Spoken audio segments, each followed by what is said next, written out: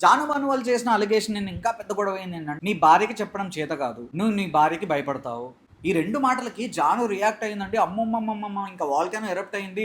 నోరు మూసుకున్న దానికి ఎరప్ట్ అయింది. అబ్బబ్బబ్బా! ఇంకా ఇంతకంటే పెద్ద బూతులు ప్రపంచంలో విన్నట్టు అసలు ఎంత పెద్ద బూతు మాట్లాడారు వాళ్ళు అన్నట్టు బిహేవ్ చేసింది. ఓకే, నిజంగానే అది బూత్ అనుకుందాం. అందరి ముందు నేషనల్ టెలివిజన్లో వాళ్ళ ఆయన్ని నీ భార్య ముందు చెప్పలేని చేత కాని వాడివి, భయపడతా ఉన్న పెద్ద బూతులు కావచ్చు. అగ్రీడ్ 100%. మరి ఇదే జాను భాను వాళ్ళు అంజలి పవన్ వాళ్ళకి ఎందుకు చెప్పారు?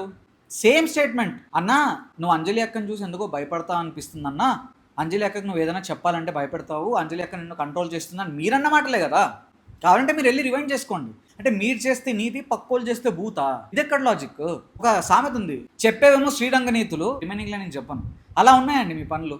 అంటే నేను ఏమంటున్నా అంటే, మీరు నిజంగా శుద్ధపూసలు, అసలు మీరు నోరు జారలేదు, మీరు ఏ తప్పు చేయలేదు, అసలు మీరు ఇంకా అమాయకపు చక్రవర్తులు, మీరు చాలా మంచోళ్ళు అంటే ఈ పాయింట్స్ తీయండి. అండ్ మీరు అన్నారు నిన్న కూడా, ఫస్ట్ టైం స్లిప్ అయ్యి వెళ్ళిందంట జాను, సెకండ్ టైం మాత్రం నీతు మాస్టర్ ఎప్పుడైతే భానుదానికి వేయడానికి వెళ్ళిందో అప్పుడు జాను వెళ్ళిందంట. అంత క్లియర్గా విజువల్స్ మనం చూస్తే, నేను ఆల్రెడీ అంతకుముందు ఈ ఎపిసోడ్ రివ్యూలో కూడా చూపించాను, జాను క్లియర్ కట్గా స్లిప్ అయ్యి వెళ్ళలేదండి. అదే నటరాజ్ మాస్టర్ చెప్పారు, స్లిప్ అయ్యి వెళ్ళడానికి అక్కడ ఏమీ ట్రాక్ అలా లేదు, నీట్గా వచ్చింది. సో ఇక్కడ ప్రాబ్లం ఏంటంటే, జాను భాను వాళ్ళు ఫస్ట్ వినట్లేదండి. నటరాజ్ మాస్టర్ వాళ్ళు చెప్పడానికి క్లియర్గా చాలాసేపు ట్రై చేశారు, జాను భాను వాళ్ళు అయితే అసలు వినలేదు. అండ్ జాను భాను వాళ్ళు కావాలనే రెచ్చగొట్టి చిన్న దాన్ని ఇంత లాగారు, పూతరేకుల సీరియల్ లాగా. అండ్ వాళ్ళు కావాలని నటరాజ్ మాస్టర్ వాళ్ళని ఎందుకో టార్గెట్ చేస్తున్నారని నాకైతే అనిపిస్తుంది. గేమ్లో కూడా అదే అనిపించింది.